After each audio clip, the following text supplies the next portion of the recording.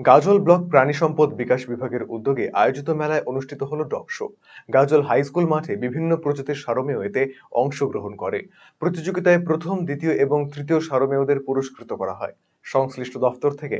পাশাপাশি প্রদর্শনীতে আসা অন্যান্য সারমেয়দের মালিকদেরও সান্ত্বনা পুরস্কার দেওয়া হয়। উপস্থিত ছিলেন গাজল পঞ্চায়েত সমিতির সভাপতি মোজাম্মেল হোসেন, মালদা জেলা প্রাণী সম্পদ বিকাশ বিভাগের উপ অধিকর্তা ডক্টর অমর চন্দ্র মাঝি, মালদা জেলা veterinary officer doctor Sukanta Saha সহ অন্যান্যরা।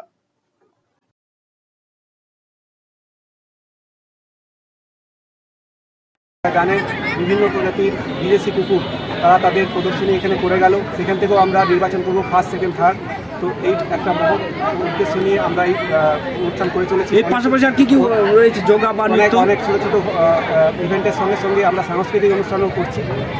তার যেমন আমরা এখানে ছোটো ছোটো বাচ্চাদের নিয়ে যোগা অনুষ্ঠান, তার পাশাপাশি ছোটো ছোটো বাচ্চাদের নাচ, গান, আবৃত্তি, কুইজ, সব রকমের প্রতিযোগিতা আমরা এখানে করছি।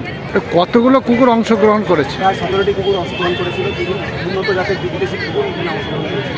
আপনি কি দীর্ঘদিন থেকে পেটের বিভিন্ন সমস্যায় ভুগছেন, গ্যাসের সমস্যায় ভুগছেন? তাহলে আপনার জন্য সুখবর।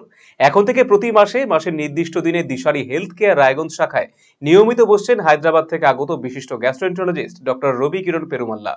ডাক্তার রবি কিরণ পেরুমাল্লাকে দেখাতে আজই যোগাযোগ করুন দিশারি হেলথ কেয়ার উকিলপাড়া রায়গঞ্জ শাখায়। যোগাযোগ করুন 7477785509, 7477785512 এই নম্বরে।